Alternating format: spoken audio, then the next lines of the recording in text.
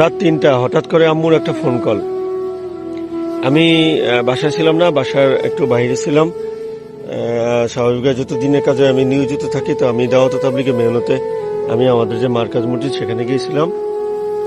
তো আম্মুর ফোন কলটা পাওয়ার পরে আমার বুকের মধ্যে হঠাৎ করে একটা ধাক্কা লাগলো যে এত রাতে আম্মু আমাকে ফোন দিল, কি ব্যাপার, কি সমস্যা। আম্মু ফোন দিতেই আম্মু হঠাৎ করে কান্না করে দিল।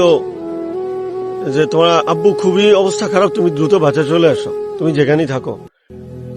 আমি তখন খাবার খাচ্ছিলাম, নর্মালি তখন সহবরাত চলতেছিল, 2017 সাল 14 মে রাত 3টা। আমার হাত থেকে খাবারটা নর্মালি পড়ে যাচ্ছিল, আমি আসলে নিজেকে কন্ট্রোল করতে পারতেছিলাম না। আর শুনেছি বিপদের পথ নাকি আগায় না, বাট আলহামদুলিল্লাহ আমার এক বড় ভাই, যার নাম আজকে না নিয়ে নিল, তার নাম হচ্ছে মাওলানা জহিরুল ইসলাম। উনি আমাকে পিঠ চাপড়ে সাহস দিচ্ছে যে তুমি ভেঙে পড়ো না, নার্ভাস হো না, বিপদে ধৈর্য ধরতে হয়, সবকিছু সহজ হয়ে যাবে। এত রাতে গাড়ি পাওয়া পসিবল না, বাট আলহামদুলিল্লাহ ওনার হোন্ডা ছিল। তো এর মধ্যে আমি আমার ছোট কাকাকে ফোন দিছি, কাকা বললো দ্রুত তুমি অ্যাম্বুলেন্স ফোন দাও, বাসায় যাও, হয়তো তোমার আব্বুর প্রেশার বাড়ছে। তো ভাইয়াকে নিয়ে আমি বাসায় চলে আসলাম। এদিকে আমার আব্বু আর কথা বলতে পারতেছে না, বাট আমার আব্বুর সেন্স আছে, বাট আব্বু কথা বলতে পারতেছে না। আব্বুর প্রেশার চেক দিলাম, আব্বুর প্রেশার হয়ে গেছে 220। এরপর দ্রুত আমরা আব্বুকে হসপিটালে হস্তান্তর করলাম, আমাদের বোলাও সদর হসপিটালে নেওয়ার পরে সেখান থেকে ডাক্তার দেখালাম। ডাক্তার দেখানোর পরে ডাক্তার ইমার্জেন্সি বরিশাল নিয়ে যাওয়ার জন্য, সেখান থেকে বরিশালে নিলাম। বরিশাল থেকে পরে ঢাকা রেফার করলো হৃদরোগ ইনস্টিটিউট হসপিটালে শ্যামলী, সেখানে গেলাম। এরপর আব্বুকে আর ওষুধও খাওয়াতে পারিনি, খাবারও খাওয়াতে পারিনি। সময় গড়ালো দিন, আব্বু অসুস্থ, আরো বেশি অসুস্থ হয়ে পড়লো। 5 দিন এভাবে কেটে গেল। রমজান, তখন সহবরাতের সময়টা শেষ হয়ে গেল। 5 দিন পরে রাত্রেবেলা নর্মালি হসপিটালে তখন বেশি লোকজন থাকা নিষেধের জন্য আমি রাত্রে ছিলাম। আম্মুকে আমার এক আত্মীয়র বাসা রাখছিলাম।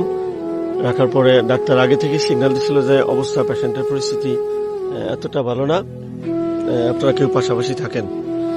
তো নর্মালি 3-4 দিন চোখে ঘুম নেই, আব্বুকে নিয়ে টেনশনের জন্য একটু 8 তলার উপরে আব্বুর বেডের পাশে আমি একটু ব্যালকনির পাশে বসেছিলাম।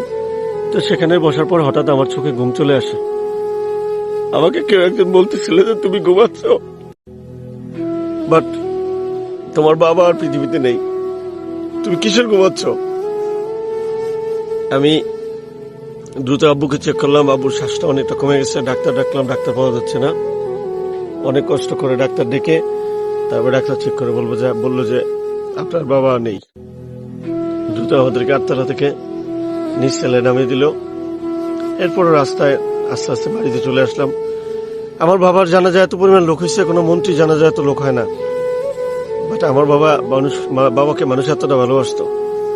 আসলে বাবার এমনই হয়, আর বাবার শূন্যতা আজ পর্যন্ত আমার পূরণ হয় নাই। আমার পরামর্শ, আমার দেখভালও আজকে আমি কাউকে মুখ ফুটে বলতে পারি না, আমার ভিতরে যে কষ্ট। তো আপনারা আমার বাবার জন্য দোয়া করুন, বাবাকে যেন আল্লাহ তাআলা জান্নাতুল ফেরদৌস নসিব করে। আর যারা এই কষ্ট করে এই কথাগুলো শুনছেন, সবাইকে অসংখ্য ধন্যবাদ। যারা এই কষ্ট করে কথাগুলো শুনছেন, সবার বাবার জন্যই দোয়া করি, সবার বাবাই বেঁচে থাকুক, সুস্থ থাকুক, সবাই বাবা মার যত্ন নেবেন, সবাই ভালো থাকবেন, সুস্থ থাকবেন। সবার জন্য দোয়া এবং ভালোবাসা রইল। ইনশাল্লাহ সবসময় আপনাদের পাশে আছি। আল্লাহ তাআলা পৃথিবীর সকল বাবা মাকে ভালো রাখুক, সবাই আমিন লিখে যাবেন। সবাই পাশে আছে ইনশাল্লাহ। আজকে এই পর্যন্তই। আসলে কথাগুলো বলতে গিয়ে আমি ইমোশনাল হয়ে গেছি। যদি আমার কথার মধ্যে কোনো ভুল ত্রুটি থাকে, আপনারা আমাকে সুন্দর ও ক্ষমার দৃষ্টিতে দেখবেন।